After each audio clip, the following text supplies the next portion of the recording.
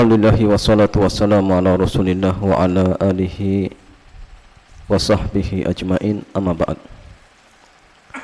Hadirin jamaah sekalian, ikhwan dan akhwat yang dirahmati oleh Allah Subhanahu wa taala. Alhamdulillah, kita bersyukur kepada Allah di petang hari ini kita kembali dimudahkan oleh Allah Subhanahu wa taala untuk melanjutkan pelajaran kita pada kitab Al-Mulakhas fi Syarhi Kitab Tauhid. Dan jamaah sekalian yang dirahmati oleh Allah Subhanahu wa taala, kita masih pada pembahasan seputar bentuk kesyirikan. Dan jamaah sekalian yang dirahmati oleh Allah Subhanahu wa taala, pada kesempatan kali ini tema kita akan membahas seputar dalil-dalil yang menjelaskan tentang menisbatkan turunnya hujan kepada bintang-bintang.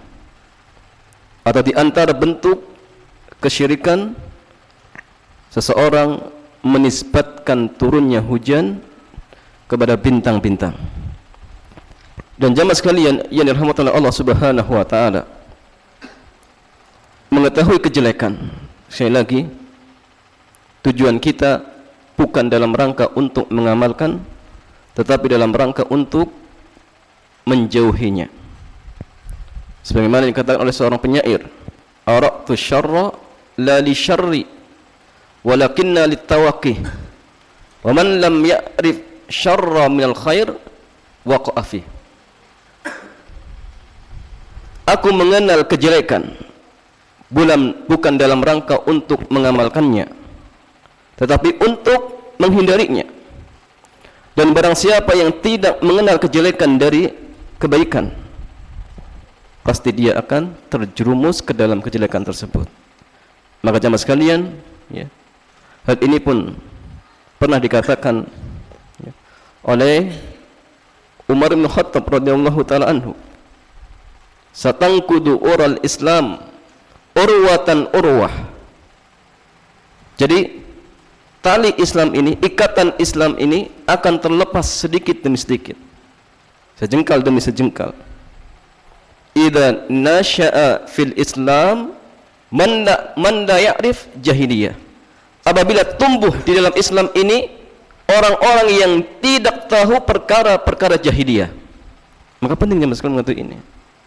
Makanya Hudzaifah ibnul Yaman pernah mengatakan, kana nasu yas'aluna Rasulullah sallallahu alaihi wasallam anil khair. Dahulu para sahabat bertanya kepada Nabi sallallahu alaihi wasallam tentang kebaikan. Wa kuntu as'aluhu anisyar. Sedangkan aku bertanya kepada Nabi tentang kejelekan. Makhafatan an yudrikani, karena aku takut kalau kejelekan tersebut menimpa diriku. Maka jamaah sekalian, penting bagi kita untuk mengetahui kejelekan dalam rangka untuk menghindarinya. Dan ilmu tentang sesuatu tidaklah akan kita mengetahui dengan sempurna kecuali mengetahui lawannya. Siapa saja yang ingin tauhidnya sempurna sehingga dia akan mendapatkan jaminan masuk surga tanpa hisab, tanpa azab, ya, maka ketahuilah lawan dari tauhid tersebut, yaitu syirik. Dan jamaah sekalian yang dirahmati oleh Allah Subhanahu wa taala, di antara bentuk kesyirikan adalah menisbatkan turunnya hujan kepada bintang-bintang. Dan jamaah sekalian yang dirahmati oleh Allah Subhanahu wa taala, menisbatkan turunnya hujan kepada bintang-bintang memiliki 3 hukum. Menisbatkan turunnya hujan kepada bintang-bintang memiliki 3 hukum. Yang pertama, syirik akbar. Yaitu orang yang dia menisbatkan atau dia berdoa kepada bintang tersebut agar diturunkan hujan.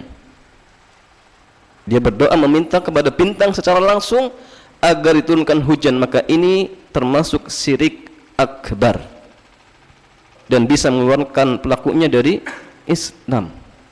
Dan kalau dia meninggal belum sempat bertobat, maka dia akan dimasukkan ke dalam neraka dan kekal selama-lamanya. Dan bentuk yang pertama ini jamaah sekalian, ya, bermacam-macam. Bisa dia, ya, mendatangi pawang hujan, kemudian dia minta kepada pawang hujan tersebut agar diturunkan hujan, maka ini salah satu bentuk, ya, kesyirikan.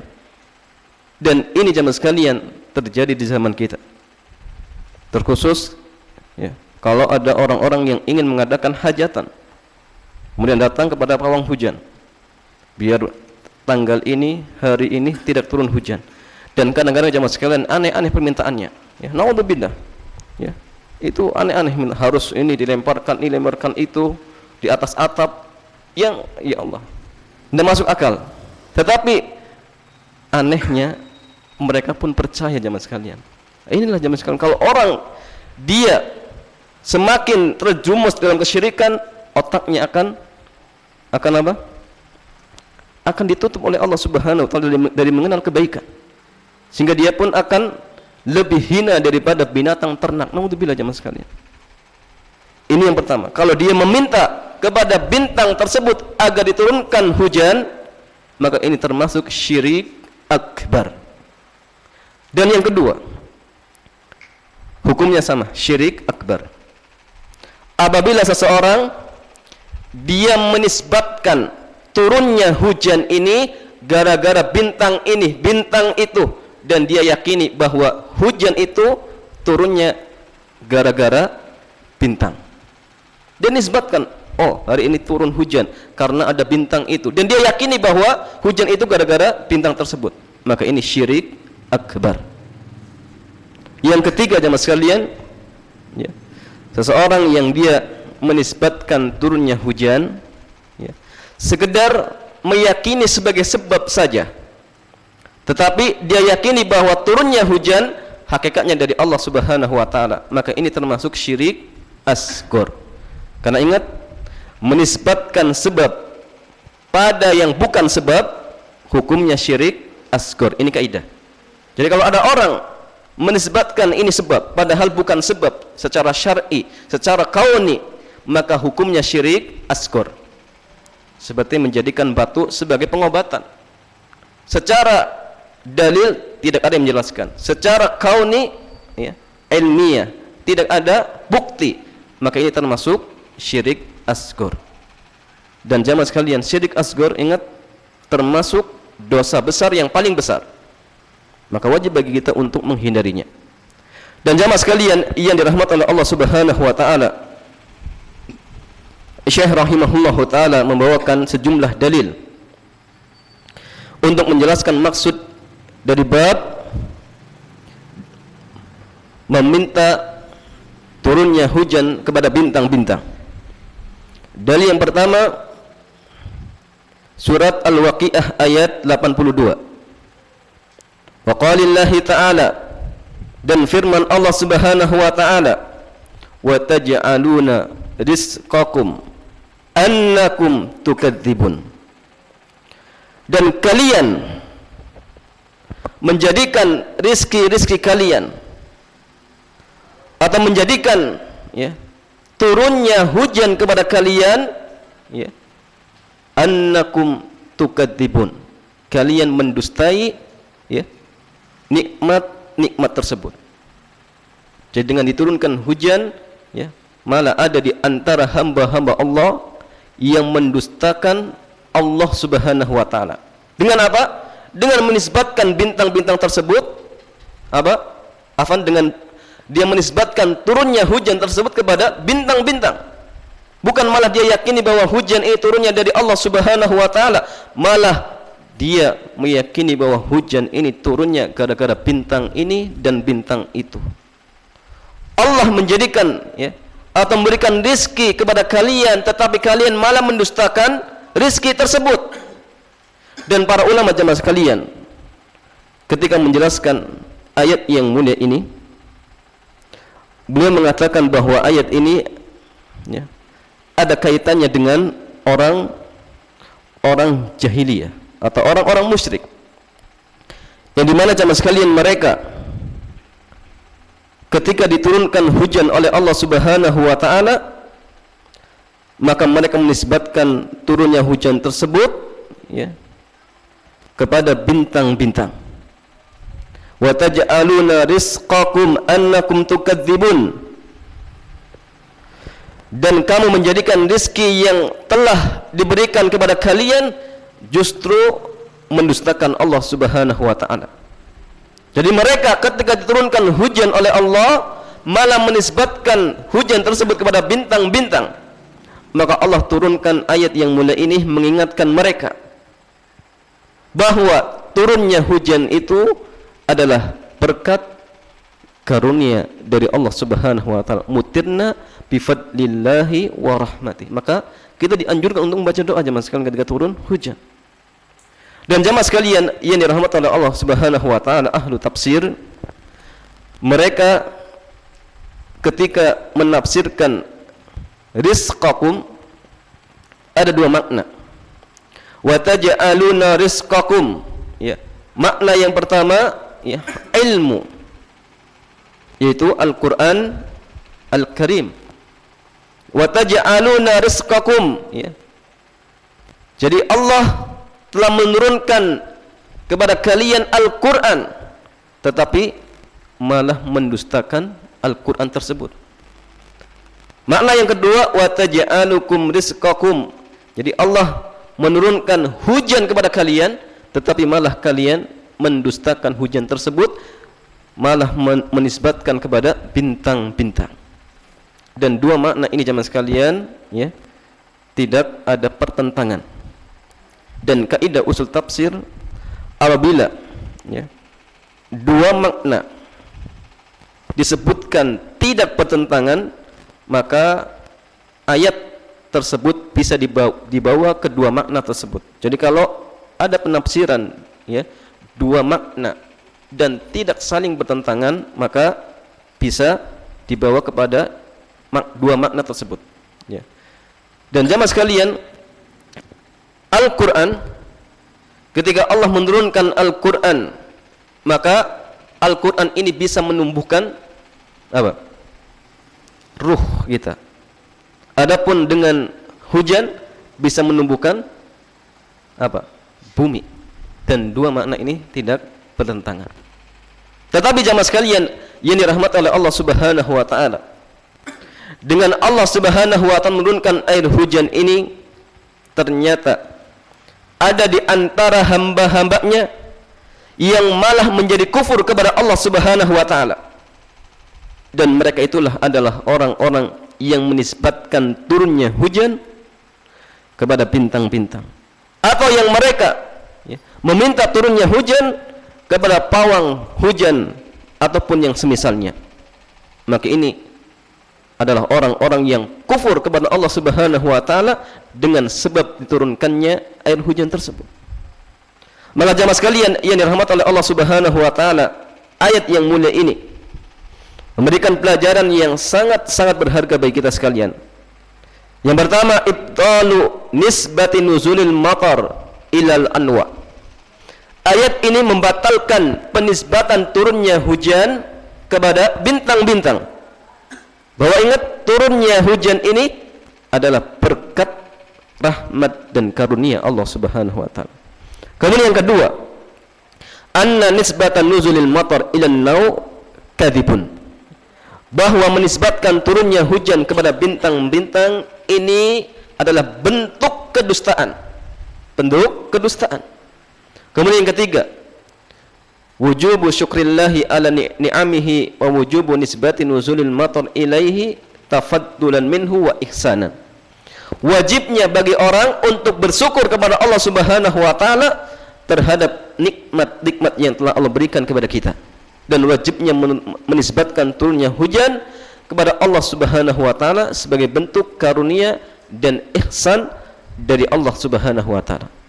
Jadi jamaah sekalian, syahid yang pertama, bahwa ada di antara orang-orang musyrik yang mereka menisbatkan turunnya hujan kepada bintang-bintang, dan ini salah satu bentuk kesyirikan.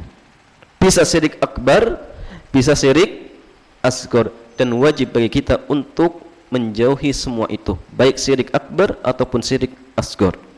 Kemudian jamaah sekalian, dari berikutnya, wa an Abi Malikin al-Ash'ari radhiyallahu anhu anna Rasulullah sallallahu alaihi wasallam qala, Rasul sallallahu alaihi wasallam bersabda, arba'un fi ummati min amril jahiliyah la yatrukunahunna al-fahru bil ahsab wa ta'nu fil ansab wal istisqa'u bin nujum wa niyahatu alal mayyit wa qala an-naihatu idza lam tatub qabla mautiha tuqamu yaumal qiyamah wa 'alaiha sirbalun min qatiran wa dir'un min jarab. Hadis ini diriwayatkan oleh Abi Malik al-Ash'ari. Beliau ya, namanya ya, Al-Harits ibn Harith Asy-Syami, sahabi, seorang sahabat Nabi sallallahu alaihi wasallam. Beliau meriwayatkan sebuah hadis dari Nabi SAW bahwa Rasul SAW bersabda, arba'un fi ummati min amril jahiliyah, ada 4 perkara di dalam umatku ini yang termasuk di antara perkara-perkara jahiliyah yang tidak mereka tinggalkan. Kata Nabi SAW, yang pertama, al-fahru bil ahsab, bangga dengan keturunan. Dan ingat jemaah sekalian, ini di antara ciri-ciri perkara-perkara jahiliyah dan ciri-ciri orang-orang jahiliyah seperti ini. Dan jemaah sekalian, penisbatan kepada jahiliyah ini penisbatan kepada zaman sebelum Nabi diutus menjadi seorang Nabi dan Rasul. Maka zaman tersebut namanya zaman jahiliyah, dinisbatkan kepada kejahilan. Karena memang jemaah sekalian di zaman tersebut ya belum adanya ilmu. Bahkan jemaah sekalian ada orang-orang yang mereka tidak tahu sama sekali kebenaran. Memang ada sebagian yang masih berada di agama atau berada di atas agama Nabi Ibrahim, tapi jarang. Kebanyakan mereka jahil ya dalam masalah kebenaran. Maka zaman tersebut dikatakan zaman jahiliyah. Dan di antara praktek-praktek yang diamalkan oleh orang-orang di zaman jahiliyah adalah mereka membanggakan keturunan, membanggakan nasab. Dan jamaah sekalian yang dirahmati oleh Allah Subhanahu wa taala, Islam datang ya, tidak membedakan itu. Karena ingat jemaah sekalian, orang di hadapan Allah Subhanahu wa taala sama. Baik itu anak pejabat, baik itu anak orang biasa, ketika dia menghadap Allah Subhanahu wa taala sama. Ketika dia sholat sama kewajibannya. Tetapi yang membedakan at-taqwa. Inna akramakum indallahi atqakum. Sungguhnya orang yang paling mulia di sisi Allah adalah orang yang paling bertakwa di antara kalian. Ini yang membedakan kita. Selagi ya, kita bertakwa kepada Allah, maka itu orang yang mulia di sisi Allah Subhanahu wa taala. Adapun jabatan ya, adapun kekayaan, adapun nasab, darah biru, darah biasa, maka ini tidak dibedakan di dalam al-Islam. Yang membedakan sejauh mana kita dekat dengan Allah Subhanahu wa taala. Jalankan kita jemaah sekalian yang dirahmati oleh Allah Subhanahu wa taala. Ya. Anak Nabi sallallahu alaihi wasallam pernah diingatkan oleh Nabi sallallahu alaihi wasallam. Ya. Ketika beliau sallallahu alaihi wasallam bersabda, "Ya ma'syar Quraisy, ishtaru anfusakum minallahi, la ughni ankum minallahi syai'a." Wahai kaum Quraisy, ya, belilah diri-diri kalian ya, dari Allah Subhanahu wa taala, juallah diri kalian kepada Allah Subhanahu wa taala. La ughni ankum minallahi syai'a, karena aku tidak bisa membelamu sedikit pun di hadapan Allah Subhanahu wa taala. Ya bani Abdul Muttalib, wahai anak-anak Abdul Muttalib, la ughni ankum minallahi syai'a, sungguhnya aku tidak bisa membelamu ya, di hadapan Allah Subhanahu wa taala. Ya Abbas ibn Abdul Muttalib, wahai Abbas anaknya Abdul Muttalib ya, la ughni anka minallahi syai'a, sungguhnya aku tidak bisa membelamu di hadapan Allah Subhanahu wa taala. Ya Safiyatu ammata Rasulillah sallallahu alaihi wasallam. Wahai Safiyah, bibi Rasul sallallahu alaihi wasallam, la ugni anki minallahi syai'a. Sungguhnya aku tidak bisa menolongmu di hadapan Allah sedikit pun. Ya. Wa ya Fatimatu binta Muhammadin, salini ma syi'ti la ugni anki minallahi syai'a. Mintalah kepadaku apa yang kau minta dari perkara dunia. Karena Nabi tidak bisa menolongnya ketika di akhirat kelak di hadapan Allah Subhanahu wa taala. Ini yang keturunan Nabi jemaah sekalian. Apalagi kita. Maka jemaah sekalian, di antara ciri-ciri ya, perkara jahiliyah, dia membangga-banggakan keturunan, padahal keturunan tidak bisa menyelamatkan diri kita. Tidak bisa. Belum tentu orang tuanya ibadahnya rajin, anaknya dijamin ikut seperti itu. Tidak ada jaminan. Ya. Maka setiap kita jemaah sekalian diciptakan untuk selalu berusaha melakukan ketaatan kepada Allah Subhanahu wa taala. Setiap orang diciptakan oleh Allah dalam rangka beribadah kepada Allah, berusaha semaksimal mungkin untuk memperbanyak bekal ya, untuk menghadap Allah Subhanahu wa taala. Itu tujuan kita jemaah sekalian. Bukan dalam rangka membanggakan kehidupan dunia ini. Kemudian jemaah sekalian yang dirahmati oleh Allah Subhanahu wa taala, kata Nabi sallallahu alaihi wasallam yang kedua, wa ta'nu fil ansab, dan mencela keturunan. Jadi di antara perkara-perkara jahiliyah jemaah sekalian, di samping mereka membanggakan keturunan, dan mereka pun mencela ya, nasab orang lain. Kalau dia termasuk keturunan darah biru, maka ia akan mencela keturunan orang yang dari keturunan biasa. Dan ini ciri-ciri apa? Perilaku-perilaku jahiliyah. Dan wajib bagi kita jemaah sekalian ya, untuk ya, meninggalkan semua ini. Dan jemaah sekalian, di zaman jahiliyah ini zaman yang sangat-sangat apa? Jauh sekali dari keilmuan. Bahkan jemaah sekalian, di zaman jahiliyah bukan sekedar mereka mencela keturunan, mereka pun malu ketika punya anak perempuan. Punya anak perempuan dibunuh. Seperti kisah siapa? Umar bin Khattab ya, membunuh anak perempuannya, dikubur, bayangkan, dalam keadaan hidup-hidup. Ini zaman-zaman jahiliyah. Bahkan sebagian mereka pun sama, ada yang membunuh anak laki-laki karena takut apa? Takut apa? Tidak makan. Padahal ingat jemaah sekalian, yang memberikan rezeki anak kita Allah. Jangankan anak kita, kita pun yang memberikan rezeki Allah. Maka kalau ada orang-orang yang suka membatasi keturunan ya, membatasi keturunan dengan apa namanya, dipotong saluran apa namanya, saluran apa namanya, bukan sperma, apa namanya, pokoknya jalur itulah. Iya. Maka jemaah sekalian, ini haram, tidak boleh. Adapun tangzim ya, mengatur jarak ya, jarak kelahiran, maka sebagian ulama ada yang membolehkan. Tetapi kalau memutus agar supaya tidak lahir sama sekali, maka ini diharamkan. Ya, diharamkan. Dan ini salah satu bentuk jahiliyah. Karena mereka orang-orang jahiliyah sama. Punya anak, takut tidak bisa memberikan makan, dibunuh. Jadi kalau ada orang-orang di antara umat ya, di zaman kita, perilaku mereka sama seperti orang-orang jahiliyah, takut kalau punya anak banyak. Padahal Nabi SAW sangat bangga ketika di akhirat kelak dengan jumlah umatnya yang banyak. Bahkan Nabi memerintahkan apa? Tazawwadul waludal wadud. Nikahilah ya, kalian wanita-wanita yang subur dan penyayang. Apa tujuannya jemaah sekalian? Agar banyak anak. Banyak anak, banyak rezeki. Benar tidak? Ya benar, ya benar. Karena setiap orang ada jatahnya, ada jatah rezeki.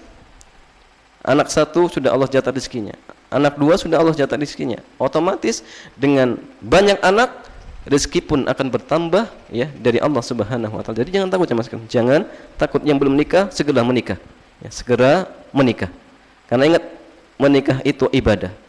Dan Allah mengatakan fastabiqul khairat. Berlomba-lombalah di dalam kebaikan. Nikah kebaikan, maka yang belum nikah segeralah untuk menikah. Karena Allah Subhanahu wa taala. Kemudian jemaah sekalian yang dirahmati oleh Allah Subhanahu wa taala. Yang ketiga, wal istisqa'u bin nujum. Mereka menisbatkan turunnya hujan kepada bintang-bintang. Ini syahidnya, sisi pendalilannya, bahwa di antara perkara-perkara jahiliyah mereka menisbatkan turunnya hujan kepada bintang-bintang. Dan ini salah satu bentuk kekufuran. Kalau dia meyakini turunnya hujan tersebut karena dari bintang tersebut, maka ini termasuk syirik akbar. Kalau dia berdoa kepada bintang tersebut agar diturunkan hujan, maka ini pun syirik akbar. Tetapi kalau sekedar menisbatkan sebab saja, bahwa turunnya hujan ini karena sebab bintang tersebut, tetapi dia masih yakin bahwa Allah yang menurunkan, maka ini syirik asghar. Semuanya perbuatan syirik dan wajib bagi kita untuk meninggalkannya. Karena ingat, innallaha la yaghfiru ay yushraka bihi wa yaghfiru ma duna dzalika liman yasha. Semuanya Allah tidak akan mengampuni dosa syirik dan akan mengampuni dosa selain dari syirik. Maka para ulama kita jemaah sekalian, ada yang mengatakan bahwa ayat ini ya, umum, syirik kecil ataupun syirik akbar. Jadi siapa saja yang mati baik membawa syirik akbar ataupun syirik asghar, Allah tidak akan mengampuni. Cuma bedanya, kalau syirik akbar dia kekal di neraka, kalau syirik asghar dia tetap diadab, tetapi setelah itu akan dimasukkan ke dalam surga kalau di dalam hatinya masih ada keimanan. Makanya Al-Imam Ibnul Qayyim di dalam kitabnya ya, I'lamul Muwaqqi'in, beliau mengatakan siapapun orangnya ya, kalau dia meninggal membawa dosa besar selain syirik, maka ada kemungkinan Allah akan mengampuni. Tetapi kalau syirik ya, tidak ada jaminan, baik syirik akbar ataupun syirik asghar. Walaupun para ulama yang mengatakan kalau syirik asghar sama di bawah kehendak Allah Subhanahu wa taala, tetapi ingat, para ulama pun mengatakan ini sama, cuma bedanya tadi. Maka hati-hati jemaah sekalian, baik syirik asghar, syirik akbar, jangan pernah kita mendekatinya ya, apalagi melakukannya. Naudzubillah. Kemudian jemaah sekalian yang dirahmati oleh Allah Subhanahu wa taala, yang keempat, kata Nabi sallallahu alaihi wasallam, wan niyahatu 'alal mayyit, meratapi mayit. Maka jemaah sekalian, meratapi mayit adalah salah satu bentuk atau perilaku jahiliyah yang wajib bagi kita untuk menghindarinya. Apa ini maksud dengan meratapi mayit? Al-Imam An-Nawawi jemaah sekalian, beliau mengatakan, wa'lam anna niyahata raf'us sauti bin nadb, raf'us sauti bin nadb wan nadbu ta'dilun nadibah bi sautiha mahasinal maut. Kata beliau, ketahuilah bahwa niyahah atau meratapi mayit adalah raf'us saut, mengeraskan suara ya, ketika an-nadb. Dan beliau mengatakan an-nadb artinya ta'didun nadibah bi sautiha mahasinal mayyit, yaitu ya, menyaringkan suara dengan an-nadb. Adapun an-nadb sendiri artinya mengulang-ulang meratapi dengan suara ya, yang menyebut-nyebut kebaikan si mayit tersebut. Jadi jemaah sekalian, di antara bentuk meratapi mayit, ketika ada orang yang meninggal, kita sebut, oh, telah meninggal fulan bin fulan, orangnya suka berderma, orangnya suka membantu, orangnya suka ini termasuk bentuk niyahah, meratapi mayit. Maka tidak boleh jemaah sekalian, kalau antum misalkan takziah, sekali-kali jangan menyebut kebaikan-kebaikan mayit di hadapan sahibul apa? Sahibul ya, iya, orang yang ditinggalkan si mayit tersebut. Jangan. Misalnya dia ingat, oh, dulu orangnya suka membantu saya. Ini enggak boleh jemaah sekalian. Kenapa? Karena dengan dia mendengar kebaikan-kebaikan si mayit, akhirnya apa? Dia semakin sedih, semakin tidak ridho.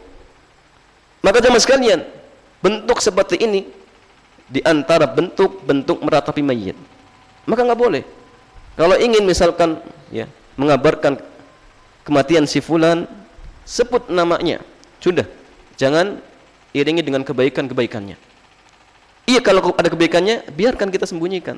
Jangan disebutkan kepada orang yang tinggalkan si mayit tersebut, karena bisa menyebabkan orang semakin sedih, kemudian semakin tidak ridho dengan takdir Allah Subhanahu wa taala. Maka ini kita tidak boleh. Ini di antara salah satu bentuk. Bentuk yang lain, dia berkumpul-kumpul di rumah mayit. Sahabiyun jalil Jarir bin Abdillah Al-Bajali, beliau mengatakan, "Kunna na'uddu indal mayyit." Ya. Atau beliau mengatakan, "Kunna na'uddu al-ijtima' ila ahli al-mayyit wa sina'at at-ta'am ba'da dafti minan niyaha." Beliau mengatakan, dahulu kami menganggap berkumpul di rumah mayit dan menyediakan makan setelah mayit dikuburkan, ini salah satu bentuk niyahah, meratapi mayit. Ini perkataan seorang sahabat Nabi. Maka para sahabat Nabi tidak mau berkumpul-kumpul di rumah mayit dalam rangka makan-makan. Ya, makan. Ya, ini salah satu bentuk ya, niyahah jemaah sekalian. Tidak boleh. Kecuali antum misalkan takziah, rumahnya jauh ke Jogja, misal di Jogja, maka antum boleh makan. Kenapa? Karena menjadi seorang tamu, tidak masalah. Seorang tamu tidak masalah. Atau yang tetangganya yang menyediakan makanan, maka tidak masalah. Karena Nabi SAW ya, mengingatkan ketika keluarga Ja'far atau Ja'far meninggal, Nabi mengatakan apa? Isna'u li ahli Ja'far ta'aman fa innahu qad atahum amrun syagolahum. Kita yang disuruh untuk membuat makanan, bukan malah mereka yang membuat makanan. Ya. Jadi dilihat, kalau antum dekat kemudian makan-makan di situ, pesta di situ, naudzubillah. Ini bentuk-bentuk meratapi mayit. Dan Nabi SAW mengatakan, an-naihatu idza lam tatub qabla mautiha tuqamu yaumal qiyamati wa 'alaiha sirbalun min qatiran wa dir'un min jarab. Dan seorang wanita yang meratapi mayit, an-naihah. Kenapa dikatakan naihah, seorang perempuan? Karena kebanyakannya orang yang meratapi mayit adalah kaum wanita. Karena hati mereka apa? Apa namanya? Apa namanya? Peka ya, peka dengan seperti itu. Ya. Makanya kenapa ya, Nabi SAW melarang wanita-wanita untuk sering-sering ziarah kubur. La'ana Rasulullah SAW zawaratil kubur. Ya, maka tidak boleh wanita untuk berziarah kubur. Ini sebabnya. Karena wanita hatinya peka, ya, hatinya cepat, istilahnya gampang sedih. Ditakutkan ketika dia berziarah kubur malah menjadikan meratapi mayit, maka tidak dibolehkan. Tidak dibolehkan. Dan Nabi mengingatkan, wan-naihatu, seorang wanita yang dia meratapi mayit, idza lam tatub, apabila dia tidak bertobat sebelum meninggal, tuqamu yaumal qiyamah wa 'alaiha sirbalun min qatiran, maka dia akan diadab di hari kiamat dengan dipakaikan ya, pakaian berlumuran cairan tembaga, wa dir'un min jarabin, dan akan dipakaikan pakaian yang berlumuran ya, kudis ya, penyakit gatal. Ini balasannya teman sekalian bagi seorang yang dia meratapi mayit. Di sini sebutkan perempuan ya, tidak menutup laki-laki pun akan ada seperti ini. Tetapi disebutkan perempuan karena kebanyakan kaum ya, wanita. Maka jamaah sekalian yang dirahmati oleh Allah Subhanahu wa taala, hadis ini menunjukkan kepada kita bahwa dosa besar ketika dia meninggal belum sempat bertobat, ada kemungkinan diazab. Karena ingat, dosa besar itu disyaratkan untuk bertobat. Kalau tidak bertobat, ada kemungkinan diazab oleh Allah. Dan ini juga menunjukkan bahwa dosa besar itu tidak bisa dihapus dengan amal-amal kebaikan. Karena ingat, amal kebaikan yang akan menghapuskan perbuatan dosa, yang dimaksud adalah dosa kecil. Adapun dosa besar akan diampuni. Adapun dosa-dosa besar harus bertobat kepada Allah Subhanahu wa taala. Akan tetapi jemaah sekalian, seandainya dia meninggal walaupun membawa dosa besar tetapi tidak pernah berbuat syirik sedikit pun, ya, akan ada jaminan diampuni oleh Allah Subhanahu wa taala. Apa dalilnya?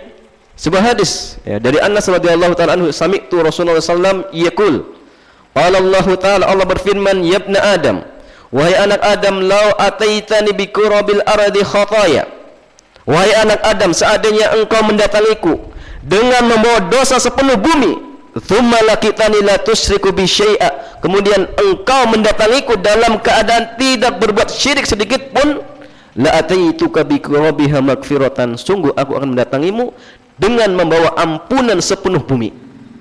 Maka ini jemaah sekalian, fadilah bagi orang yang tidak pernah berbuat syirik sedikit pun, baik syirik asghar ataupun syirik akbar. Maka kalau orang yang cerdas sama sekalian, dia akan hati-hati dalam masalah syirik ini.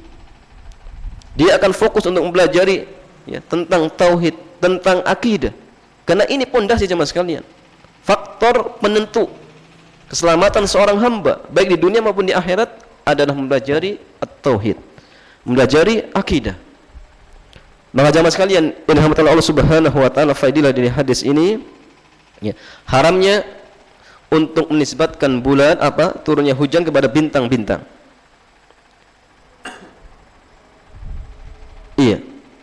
Kemudian di antara fadilah atau faidah dari hadis ini, haramnya membanggakan keturunan, karena hal ini termasuk perilaku jahiliyah. Kemudian juga haram, ya, untuk mencela nasab.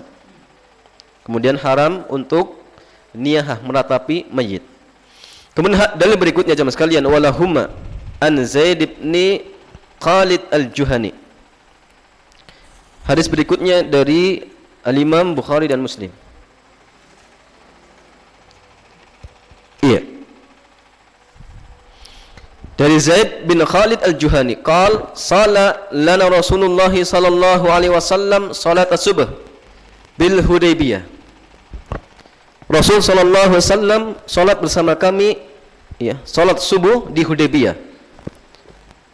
Ala ithri sama'in kanat minal lail, setelah turunnya hujan, ya, di malam hari. Falamman sarafa aqbala 'alan nas, maka tatkala selesai salat subuh, Nabi pun menghadap, ya, kepada kami. Faqal, kemudian beliau bersabda, atadruna madza qala rabbukum? Apakah kalian tahu apa yang telah difirmankan oleh Rabb kalian? Qalu, maka mereka mengatakan, Allahu wa rasuluhu a'lam, Allah dan Rasulnya yang paling mengetahui. Maka jemaah sekalian, ini faidah, ya, faidah bahwa di antara metode, ya, pembelajaran adalah dengan metode tanya jawab. Jadi kalau antum, ya, jadi pengajar nanti, ya, gunakan metode ini.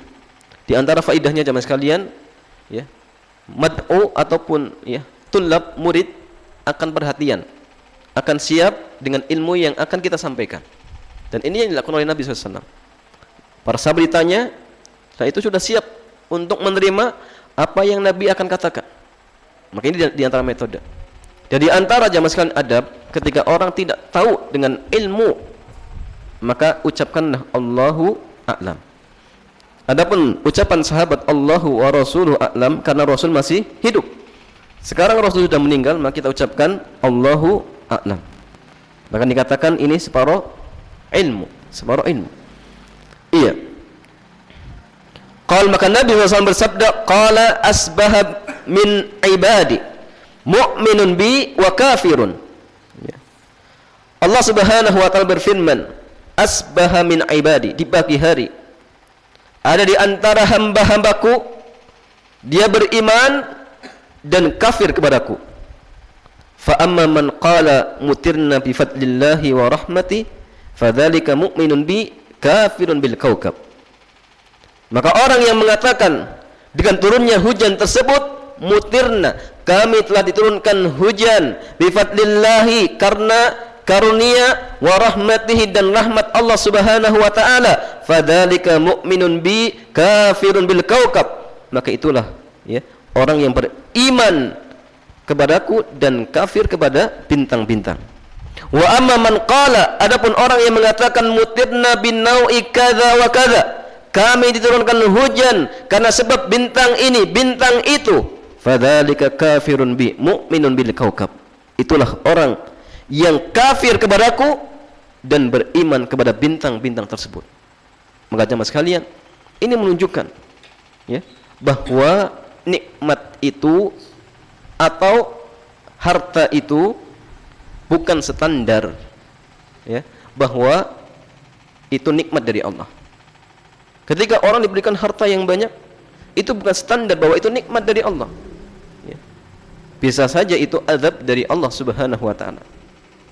Makanya Uqbah bin Amir pernah mengatakan ya bahwa Nabi ya bersabda, idza ra'aitallaha yuqtil abda bima yuhib wa huwa muqimun ala ma'siyatihi, jika engkau melihat Allah memberikan kenikmatan-kenikmatan kepada seorang hamba tetapi dia terus-menerus berbuat maksiat, ketahuilah bahwa itu adalah istidraj, azab dari Allah yang Allah sedikit ya berikan sedikit, nanti Allah akan lipat gandakan di akhirat.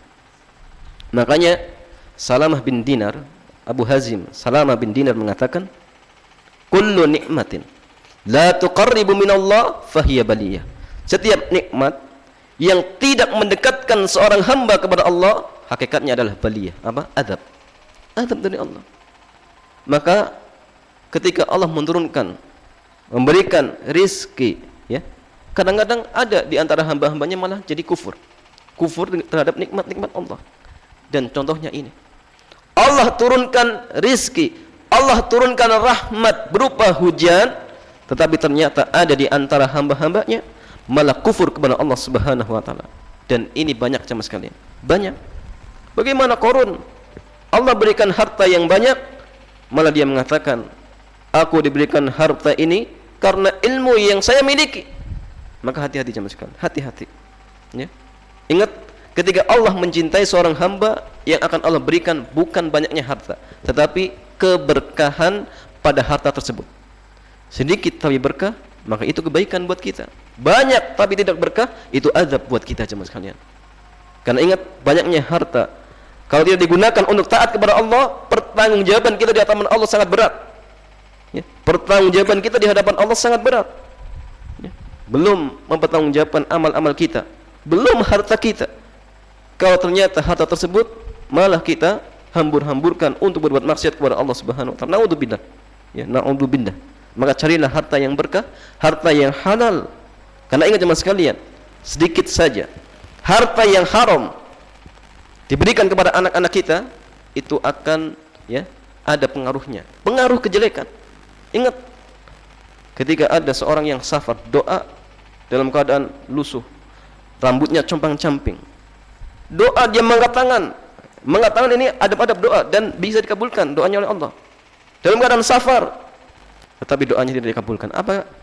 Wa mat'amu haram wa malbasu haram, makanannya haram, pakaiannya haram, bagaimana doanya akan dikabulkan oleh Allah? Maka ingat, maksiat ini jemaah sekalian akan menghalangi apa? Kebaikan-kebaikan. Bagaimana Imam Syafi'i jemaah sekalian mengadu kepada gurunya Imam Waqi tentang kemaksiatan yang dia lakukan, hafalannya rusak ya. Apalagi dengan kita berbuat maksiat, mencari harta yang haram, tentu kebaikan-kebaikan akan dihalangi oleh Allah Subhanahu wa taala. Maka ingat, carilah harta yang baik ya, carilah ya sesuatu yang membuat Allah Subhanahu wa taala ridho kepada kita. Kemudian terakhir, walahuma min hadis Ibnu Abbas ya. Hadis berikutnya dari Ibnu Abbas, maknahu yang maknanya, wa fihi qala ba'duhum laqad sadaqa nau kada wa kada. Sebagian mereka mengatakan, iya, telah benar bintang ini dan bintang itu ya. Fa anzalallahu hadhil ayat, maka Allah menurunkan ayat ini, fala uqsimu bimawaqi'in nujum wa innahu laqasamun law ta'lamuna 'azim innahu laqur'anun karim fi kitabim maknun la yamassuhu illa al-mutahharun tanzilun min rabbil alamin afa bihadzal hadisi antum mudhinun wa taj'aluna rizqakum annakum tukadzibun. Iya, Allah Subhanahu wa taala berfirman, ya, aku bersumpah dengan tempat-tempat beredarnya bintang. Wa innahu laqasamun law ta'lamuna 'azim, dan sungguhnya itu benar-benar sumpah yang besar sekiranya kamu mengetahui. Innahu laqur'anun karim, dan ini sungguhnya Al-Qur'an yang sangat mulia, fi kitabim maknun, dalam kitab yang terpelihara, Lauh Mahfuz. La yamassuhu illa al-mutahharun, tidak ada yang menyentuhnya selain hamba-hamba yang disucikan, yaitu para malaikat. Tanzilun min rabbil alamin, diturunkan dari Tuhan atau dari Allah, Rabb semesta alam. Maka ini menunjukkan bahwa Allah di atas dan Al-Quran turun dari Allah Subhanahu wa ta'ala. Afa bihadzal hadisi antum mudhinum, apakah kamu menganggap remeh berita ini? Wa taj'aluna rizqakum annakum tukadzibun, dan kamu menjadikan rizki yang kamu terima dari Allah justru untuk mendustakan Allah Subhanahu wa ta'ala. Maka jemaah sekalian, ya, ayat ini mengingatkan kepada kita, hendaknya nikmat yang Allah berikan kepada kita jangan malah menjadikan kita kufur kepada Allah Subhanahu wa ta'ala. Apa salah satu bentuk kita kufur terhadap nikmat? Ya, tidak bersyukur kepada Allah. Dan jemaah sekalian, rukun kesyukuran ini ada 3. Rukun kesyukuran ada 3. Yang pertama, dia meyakini bahwa nikmat yang ada pada diri kita semata-mata datangnya dari Allah Subhanahu wa ta'ala. Ini yang pertama. Yang kedua, dia ceritakan nikmat tersebut kepada orang-orang yang terpercaya, bukan sembarang orang. Iya, Allah Subhanahu wa ta'ala berfirman, fa amma bi ni'mati rabbika fahaddis. Adapun dengan nikmat Rabbmu, ceritakanlah. Tapi maksudnya jangan ceritakan kepada orang-orang yang amanah. Karena ingat, kadang-kadang ada di dalam hati seseorang, ya, apa? Kedengkian. Maka jamaah sekalian, ketika Nabi Yusuf mimpi apa? Melihat 11 bintang, matahari dan bulan. Kemudian dia ceritakan kepada ayahnya, Nabi Yakub. Apa yang dikatakan? Ya bunayya la taqsus ru'yaka ala ikhwatika fayakidu laka kaida. Bayangkan, dia mimpi melihat 11 bintang. Ini tanda-tanda kenabian, nikmat. Tapi Nabi Yakub, jangan kau ceritakan kepada saudara-saudaramu. Kenapa? Fayakidu laka kaida, takut mereka akan membuat makar, akan berbuat jahat. Maka hati-hati jemaah sekalian. Ketika kita punya nikmat, iya, di antara bentuk syukur, ceritakan. Tetapi ceritakan kepada orang-orang yang amanah. Jangan sembarang orang baru ketemu ceritakan, tahu ternyata pencuri. Oh, ini nih calon ini. Maka hati-hati jemaah sekalian, hati-hati. Kemudian yang ketiga, menggunakan nikmat-nikmat tersebut pada hal-hal yang Allah cintai dan ridhoi. Kalau dia diberikan harta, gunakan harta tersebut untuk, ya, membela atau membantu dakwah, untuk membantu orang yang membutuhkan, ya, untuk sedekah. Maka di antara bentuk-bentuk kesyukuran. Ya, demikian jemaah sekalian yang dirahmati Allah Subhanahu wa taala, kajian kita pada kesempatan, ya, petang hari ini mudah-mudahan bermanfaat. Sebelum kita tutup, ya, kita akan jawab pertanyaan-pertanyaan. Silakan. Wassalamualaikum warahmatullahi wabarakatuh.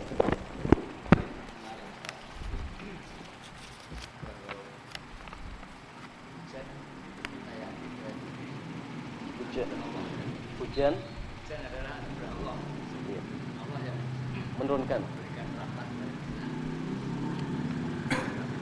Sampaikan kalau itu ada satu keyakinan lain tentang kita, tapi bukan kita, misalnya kan arah angin lalu kondisi matahari yang berpindah-pindah itu kan juga kehendak Allah. Iya. Dalam ilmu geografi mungkin itu pelajari. Ada tanda-tanda pada saat matahari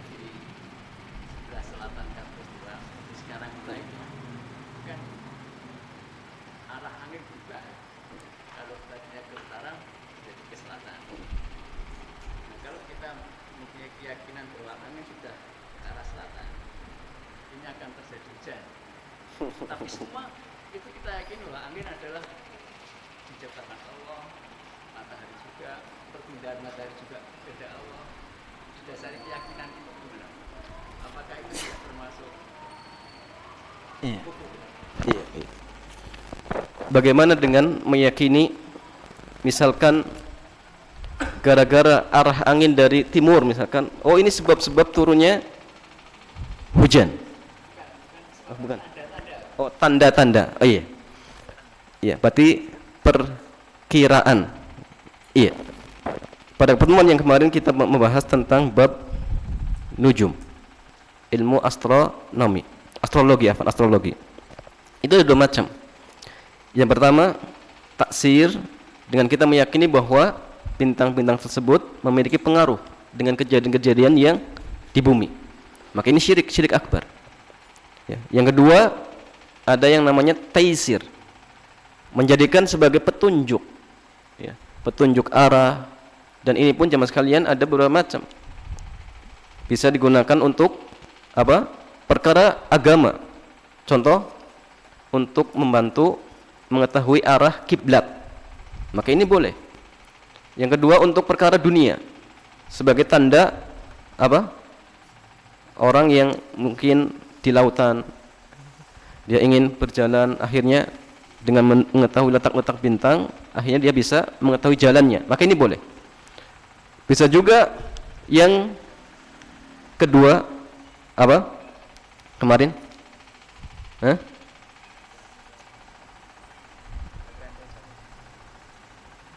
Di murojaah lagi. Ya. Dan jemaah sekalian, kalau sekedar memperkirakan dengan sebab seperti ini, ada kemungkinan seperti ini, tanpa meyakini bahwa turunnya hujan itu gara-gara arah angin dari situ misalkan, atau dengan sebab misalkan munculnya bintang, tidak, tetapi sekedar memperkirakan, maka para ulama seperti yang kemarin kita sebutkan, ada yang mengatakan makruh, karena ini apa? Wasilah yang akan menjerumuskan seseorang ke dalam kesyirikan. Tetapi ada yang membolehkan,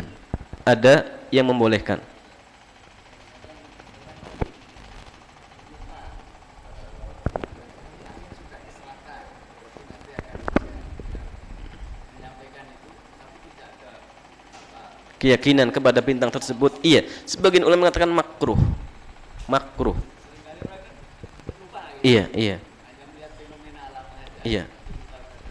Ini ada yang mengatakan makruh. Tetapi wallahu alam, kalau dia tidak menisbatkan kepada bintang tersebut ataupun angin tersebut, ya, dalam hal ini tidak ada bentuk kesyirikan. Tetapi kenapa para ulama membenci? Karena ini wasilah yang bisa menghantarkan seseorang ke dalam kesyirikan. Iya. Jadi untuk hati-hatinya tetap harus kita sandarkan kepada Allah. Adapun sekedar memperkirakan tidak masalah. Iya, wallahu a'lam bishawab. Iya.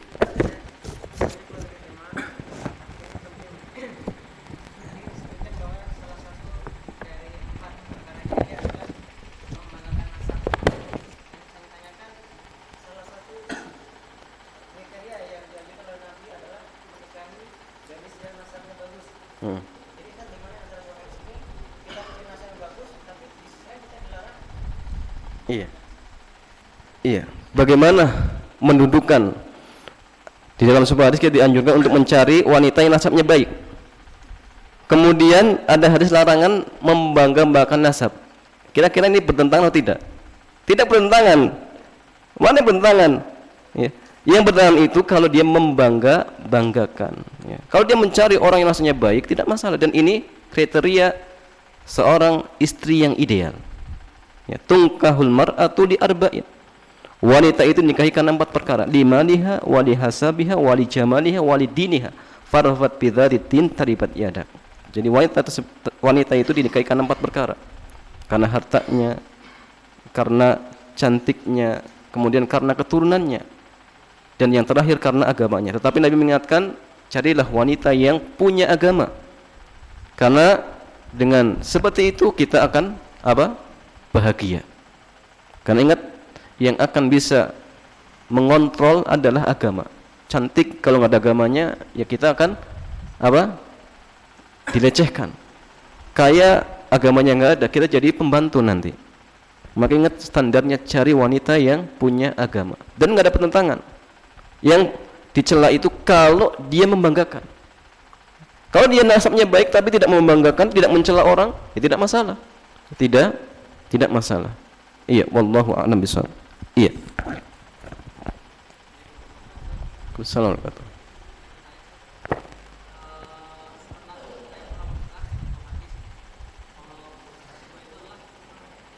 Gibah.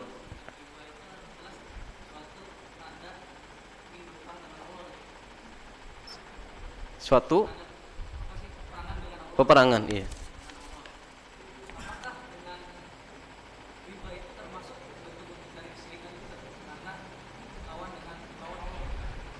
Iya, ghibah ini merupakan dosa besar dan wajib bagi orang yang telah menggibah untuk bertobat kepada Allah sekaligus minta maaf kepada orang yang digibahi.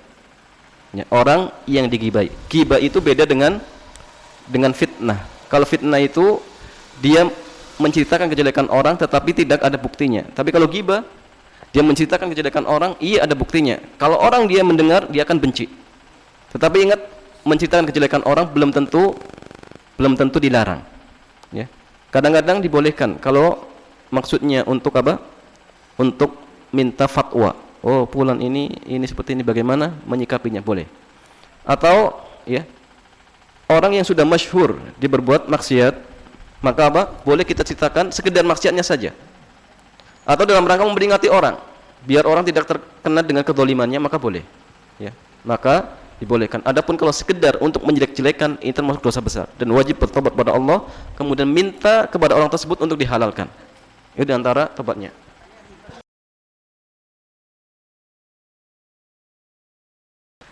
Iya, riba bukan bentuk kesyirikan tetapi termasuk dosa besar dan wajib bagi kita untuk bertobat kepada Allah Subhanahu wa taala. Dan jemaah sekalian, pelaku riba ini ingat dilaknat oleh Allah. Ya, baik pemakannya, orang yang menolongnya, penulisnya, maka ini akan dilaknat oleh Allah. Maka wajib bertobat, ya, wajib bertobat kepada Allah. Siapa saja yang dia pernah bertransaksi riba, maka wajib bertobat sebelum meninggal. Kalau tidak, ya, ada kemungkinan akan diadab oleh Allah Subhanahu wa taala kalau tidak diampuni oleh Allah. Iya. Jadi bukan kesyirikan, termasuk dosa besar. Kemudian pertanyaan berikutnya saya bacakan. Assalamualaikum Ustaz, saya ingin bertanya bagaimana sebenarnya memahami takdir itu sendiri?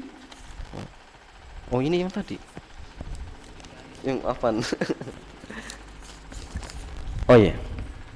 Assalamualaikum Ustaz, saya pernah datang ke suatu kajian bahwa rahasia kesuksesan Nabi Ibrahim adalah Quran surat Al-An'am 162 sampai 163. Nah, ada beberapa hal yang belum saya pahami. Ya, belum saya tahu. Yang pertama, bahasa tersebut yang saya pahami tentang tauhid, yang mana sebab tauhid tersebutlah yang menjadikan rahasia kesuksesan Nabi Ibrahim. Lalu kesuksesan yang dicapai oleh Nabi Ibrahim sebab ketauhidan tersebut itu apa? Ya, mohon penjelasannya. Iya, Nabi Ibrahim termasuk imamut tauhid. Apa sebabnya? Beliau adalah orang yang mentahqiq tauhid, mewujudkan tauhid dengan semurni-murninya. Bahkan Allah, ya, mengabadikan tentang Nabi Ibrahim, laqad kanat lakum uswatun hasanah fi Ibrahim walladzina ma'ah. Sungguh telah ada uswah yang terbaik untuk kalian pada diri Nabi Ibrahim dan orang-orang yang mengikutinya. Idh qalu liqaumihi, ketika mereka mengatakan kepada kaumnya, inna bura'a'u minkum mimma ta'buduna min dunillah. Ya, sungguhnya kami berlepas diri dari apa-apa yang kalian sembah, dan sekarang telah nampak permusuhan antara kami dan kalian sampai kalian, ya, mengesahkan Allah Subhanahu wa taala. Bayangkan jemaah sekalian, Nabi Ibrahim orang yang benar-benar mentahqiq tauhid, mewujudkan tauhid. Ketika Nabi Ibrahim jamaah sekalian ingin dibakar, turun malaikat Jibril, bayangkan. Malaikat Jibril menawarkan, "Ya Ibrahim, alaka hajatun?" Wahai Ibrahim, apakah kau butuh bantuan? Ya. Mungkin gunung ini saya timpakan atau apa? Saya padamkan ya, api ini. Apa jawaban Ibrahim jamaah sekalian? Ama anta fala. Adapun kepada engkau, saya tidak butuh bantuan. Bayangkan, dalam kondisi tercepit, ingin dibakar oleh kaumnya, datang malaikat Jibril, bukan manusia, malaikat ya, yang Allah ceritakan syadidul quwa, punya kekuatan yang luar biasa, ingin menolong. Tapi jawaban Nabi Ibrahim, adapun ya, dengan engkau saya tidak butuh bantuan. Ini kalau orang yang sudah mencapai derajat tauhid yang luar biasa seperti ini, ya, tidak mau bantuan orang, tapi dia cukup pada Allah Subhanahu wa taala. Tapi kita belum tentu seperti itu. Ya, kalau kita bagaimana jemaah sekalian? Kejar-kejar orang 10 saja atau 5. Ya, ada orang dari kejauhan. Oh, butuh bantuan tidak? Apa jawaban kita? Oh iya. Pasti gitu. Padahal kadang-kadang orangnya main-main, ya, main-main menawarkan bantuan. Ya, bayangkan. Itu Nabi Ibrahim. Maka benar bahwa Nabi Ibrahim adalah orang yang benar-benar dia mentahqiq tauhid dan imamu ahli tauhid. Sebabnya itu. Iya. Kemudian makna hayya 'ala shalah, hayya 'alal falah yang diterangkan apa nih?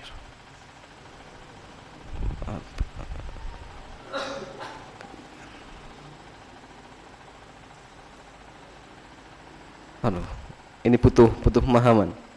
Hayya 'ala shalah ya falah, iya artinya marilah kita salat, marilah kita menuju kemenangan. Itu artinya.